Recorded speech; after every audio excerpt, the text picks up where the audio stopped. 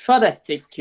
Donc, les notes de cours sont sur la planification. Vous pouvez les prendre. Sinon, ce que je vous encourage davantage, c'est juste d'écouter. Je mettrai les notes complétées prochainement sur la planification pour que vous puissiez suivre. Mon objectif est vraiment que vous soyez présent avec moi pour comprendre le tout. Et c'est la fin du chapitre 5 que nous allons voir. Donc, la calorimétrie. On se rappelle qu'on a été capable de trouver le delta H de réaction, c'est-à-dire le bilan énergétique, et on trouvait le bilan, on trouvait combien d'énergie était absorbée ou dégagée par la réaction avec les fameux Q est égal à MC delta T. Donc ça, c'était en 2021. On ne le refera pas tout de suite. Cependant, ça sera réévalué dans l'examen. Je vous en reparlerai un peu plus tard. Mais nous, ce qui nous intéresse davantage, c'est de parler de ces fameux bilans-là.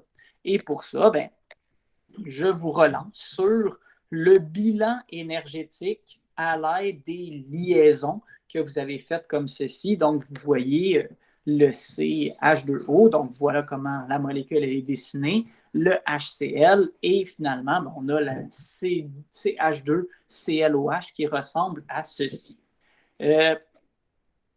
Pour ça, je vous demande d'aller vérifier les pages 420 et 421 de votre cahier. Si vous ne les avez pas, on les reverra. Je vais les présenter à l'écran. Mais c'est ces tableaux-là que vous avez vus en secondaire 4 sur les énergies de liaison.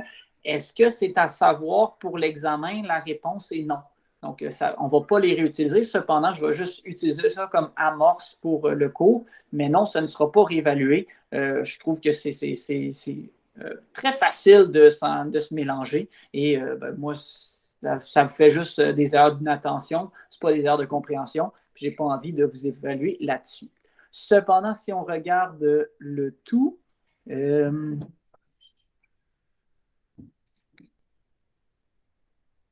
voilà. Vous avez ce tableau-ci. Je peux-tu le modifier et l'annoter? L'annoter. Donc, je vous rappelle comment ça fonctionne. Les liaisons simples, c'est quoi des liaisons simples?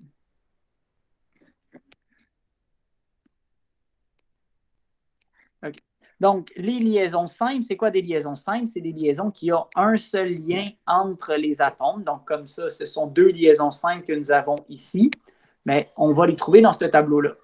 La liaison entre le C et le H, on se rappelle, bien, on a notre H et notre C. On remarque donc que c'est 414.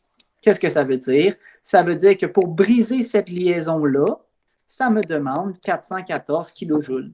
Pour briser celle-là, ça me demande 414 kJ. Et pour briser le HCl, donc le H avec le Cl, ça me demande 431. Là, on remarque qu'entre le C et le O, ce n'est pas une liaison qui est simple, c'est une liaison qui est double ici. Et donc, ce n'est pas ce tableau-ci qu'on va devoir aller chercher, c'est l'autre tableau. Donc, cet autre tableau-là, je vais vous l'ai donné ici. On remarque qu'entre le C et le O, c'est COO, c'est 741 parce que c'est une liaison qui était double. Globalement, qu'est-ce que ça veut dire? Ça veut dire que ça nous demande 741 pour le COO, 414, 414 et 431. Si on additionne tout ça, ça nous donne un total de 2000 kJ. Qu'est-ce que ça a fait? On a brisé toutes nos liaisons. Donc, le CH2O plus HCl est devenu du carbone, de l'hydrogène, de l'oxygène et du chlore. Il n'y a plus aucune liaison qui est formée. Par la suite, on va créer des nouvelles liaisons. Donc, on a C et H, on avait dit que c'était 414. C et H, on a dit que c'était 414. Si on va regarder C et Cl, ça nous donne 330. C et O, ça nous donne 351. Et finalement, O et H, ça nous donne 460. Donc, si on fait la somme de toutes ces liaisons-là, bien, ça nous donne un total de 1973 kilojoules. Qu'est-ce que ça veut dire? Ça veut dire que pour former ces liaisons-là, la réaction va dégager 1973. Et donc, dans les graphiques qu'on a vus au dernier cours, ça, j'en ai plus besoin, dans les graphiques qu'on a vus l'année passée, on voit que nos réactifs commencent toujours à 0. On a besoin d'absorber 2000, donc on a besoin d'absorber 2000. Je vais mettre ça en rouge, cette réaction-là. Donc, on a besoin d'absorber 2000. Par la suite, on va dégager 1973. On va descendre de 1973. Et donc, on va avoir une réaction qui est endo ou exothermique. Endothermique, beau travail, parce qu'on a davantage absorbé qu'on a dégagé. Et là, globalement, le delta H de la réaction, on peut voir qu'il est plus parce qu'on monte. On monte de combien? On monte de 27 parce que 1973 plus 27 nous donne 2000.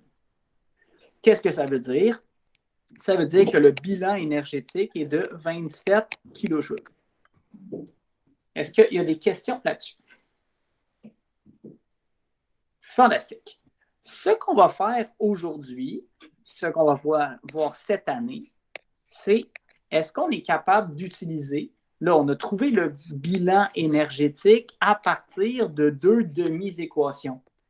Et vous remarquez que le 2000, il n'est pas là, le 1973, il n'est pas là, on a inscrit que le 27 ici.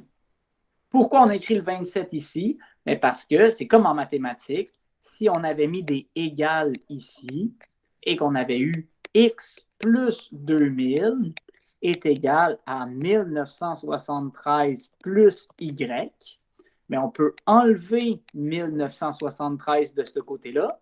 Nécessairement, si j'enlève 1973, j'enlève 1973 ici, et ça me donnerait x plus 27 qui est égal à y. Donc, c'est exactement comme en mathématiques. S'ils ne sont pas du même bord de l'équation, il faut qu'on les soustrait pour trouver le global, le bilan. Vous remarquez également que le C n'est pas dans le bilan. Pourquoi il n'est pas dans le bilan? Parce qu'il a été produit, puis il a été un réactif. Comme il est produit et réactif, dans les faits, on peut le simplifier, exactement comme en mathématiques.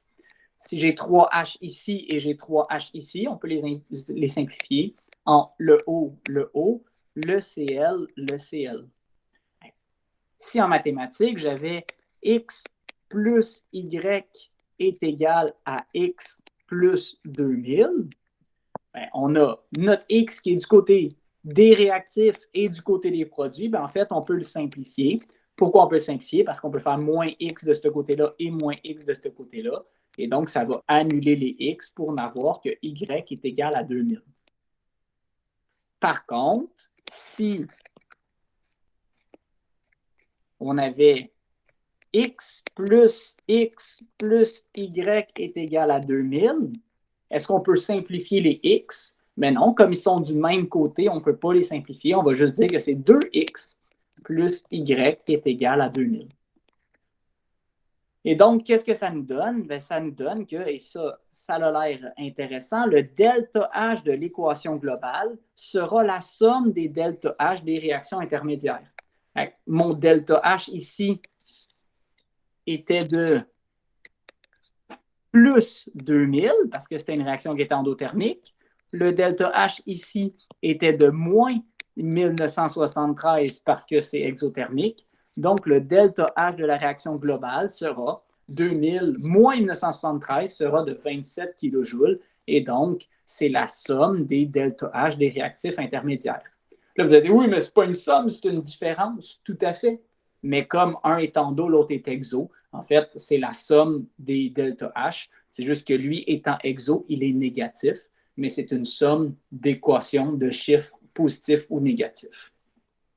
Et c'est M. S qui voulait garder l'anonymat pour le tout, qui a décidé de breveter tout ça.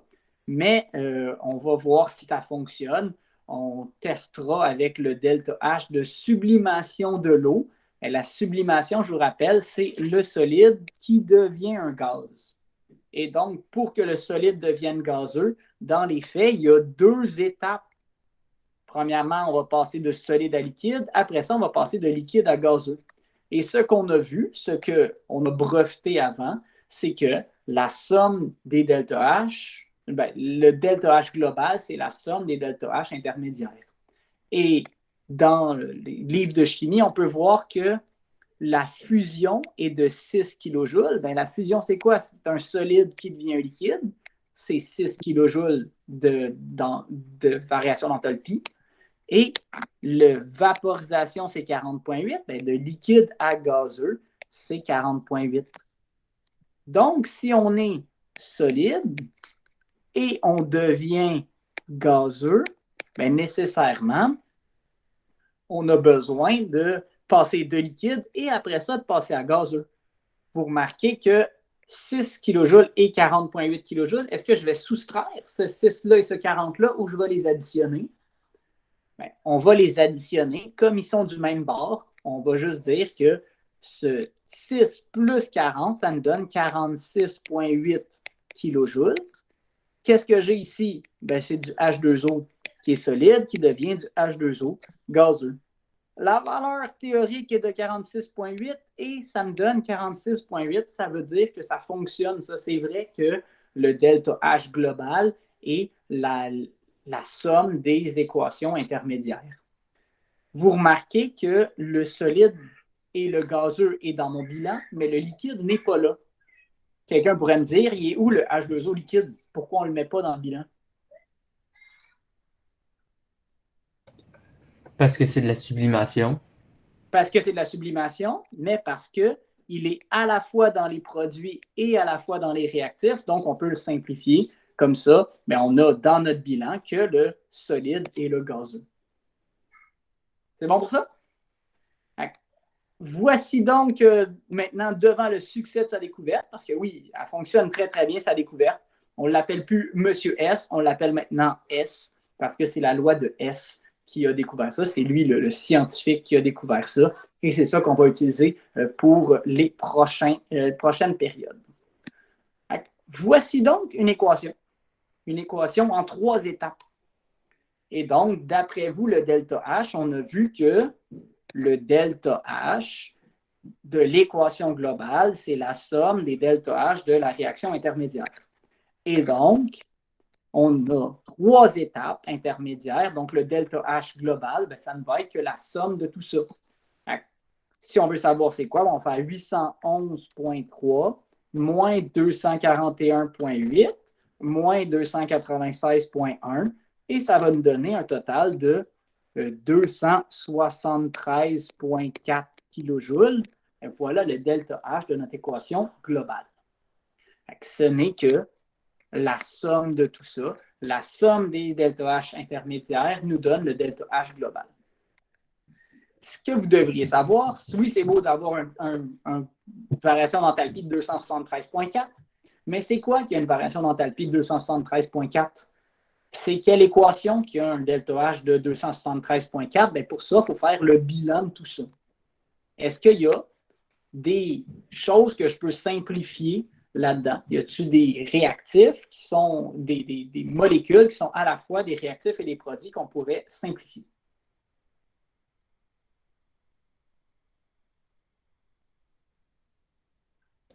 H2. Donc, le H2, comme il est à la fois un réactif et à la fois un produit, on peut le barrer. Autre chose? Le S. Le soufre, beau travail. Et là, on a le problème avec le O2. On en a ici, j'en ai 2. Et ici, j'en ai 1,5 O2. Globalement, c'est quoi? C'est comme si j'en avais 2 et j'en ai utilisé 1,5. Donc, il ne m'en reste plus 2. Il ne m'en reste que 0,5 O2. Est-ce que ça va pour ça? Et donc, mon bilan, ce que j'ai au total, ben, j'ai mon H2SO4. Ça ici, ça a disparu, j'en ai plus, qui donne du H2O, du SO2 et 0,5 O2. Ça nous donne H2SO4 qui nous donne du H2O plus du SO2 plus 0,5 O2. Et donc, voilà, c'est cette réaction-là qui a un delta H de plus 273,4 kJ. Est-ce qu'il y a des questions sur ce point-ci? Merveilleux. Donc, voilà, c'est ça la loi de S. C'est que la somme de tout ça nous donnera le bilan, le delta H global. Deuxième problème, et là, ça, c'est un peu plus complexe. C'est ça c'est là que je m'attends à ce que vous arriviez pour la fin de la période. Je veux savoir c'est quoi la chaleur molaire de cette réaction-là et je vous donne déjà le bilan. La question, c'est le delta H, il est de combien? Pour ça, je vous donne deux équations, mais ce ne sont pas les bonnes équations, ce ne sont pas du bon bord, ça ne s'annule pas pour arriver au bilan. Vous remarquez que le NO ici, qui est un réactif, on a ici le NO, mais là, ce n'est plus un réactif, c'est rendu un produit. Et donc, il va falloir qu'on arrange, qu'on modifie nos équations pour qu'on soit capable d'arriver à trouver le delta H de la réaction qu'on recherche. Premièrement, le N2O5 qui est là, vous remarquez que le seul endroit que j'ai du N2O5, c'est dans la première équation. Et vous remarquez qu'ici, il y a un N2O5 et dans mon équation, il y a un N2O5. À conséquence, bonne nouvelle, cette réaction-là, elle est du bon bord, parce que le N2O5 est bien un produit et je veux qu'il soit un produit. Et en plus, c'est avec le bon coefficient, donc je ne ferai absolument aucun changement. Là, à la place de mettre 5,5, je vais mettre 2,5 parce que je trouve ça plus beau.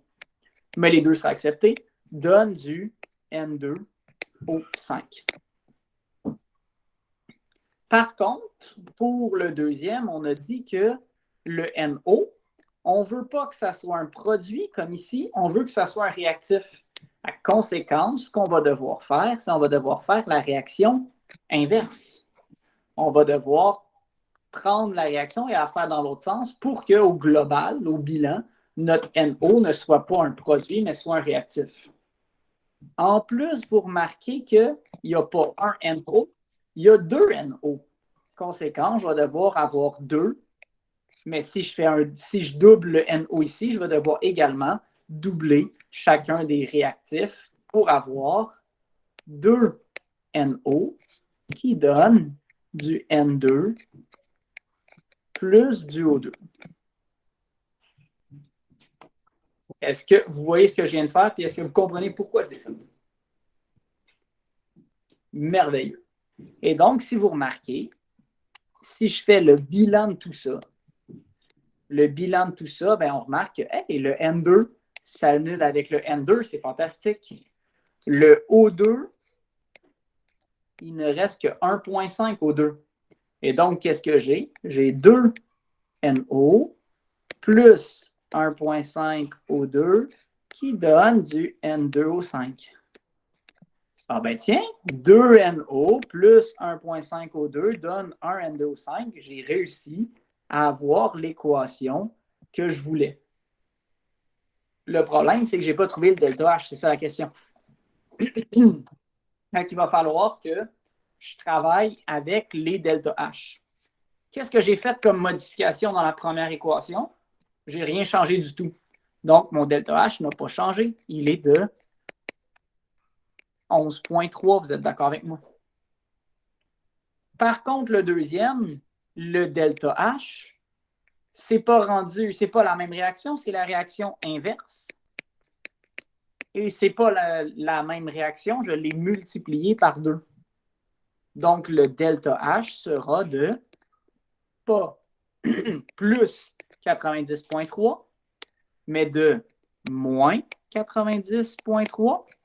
Et il ne sera pas de 90,3 parce que j'ai dû le multiplier par 2. Ça va donc être de moins 180,6.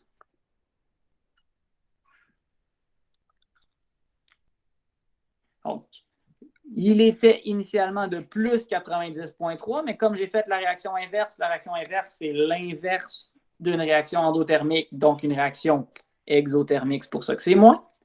Et comme j'ai doublé cette équation-là, mais je vais doubler son delta H pour avoir moins 180,6. Qu'est-ce que ça me donne comme delta H global? Bien, ça me donne 11,3 moins 180,6 parce que, et là, ça, c'est la seule chose qu'on a vue aujourd'hui, le delta H de l'équation globale est la somme des delta H des réactions intermédiaires. Conséquence, 11,3 moins 180,6 me donne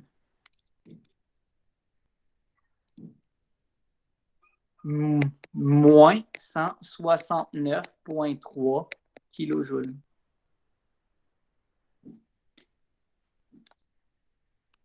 Est-ce qu'il y a des questions là-dessus?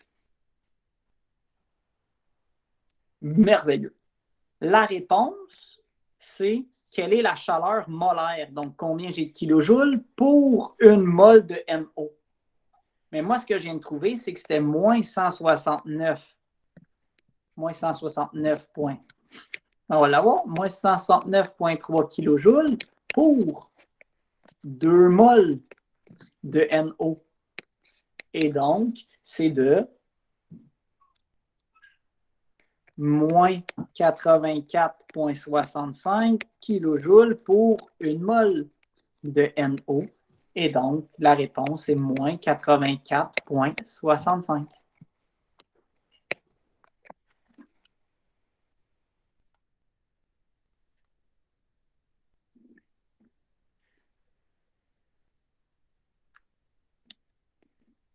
Est-ce qu'il y a des questions sur ce problème? Fantastique. Je vais donc vous dire que j'ai terminé le cours numéro 1. Pour le prochain cours, vous devez avoir fait sur le formative.com les numéros 1 et le numéro 2.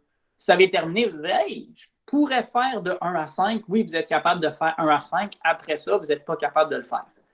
Prochain cours, vous remarquez, on fait uniquement une petite période, une petite page, et après ça, ben là, vous allez devoir faire 1 à 13, sauf 4 et 6. Fait que là, vous allez quand même avoir plus d'exercices à faire, mais ce qui veut dire que normalement, vous avez la période au complet, devrait avoir comme autour de 50 minutes pour travailler là-dessus. Donc, ça devrait être possible. Mais donc, voilà, pour être à jour, vous devriez avoir fait les numéros 1 et 2 pour la fin de la période. Ben, vous en faites en devoir pour le prochain cours que vous allez avoir qui est vendredi, je pense.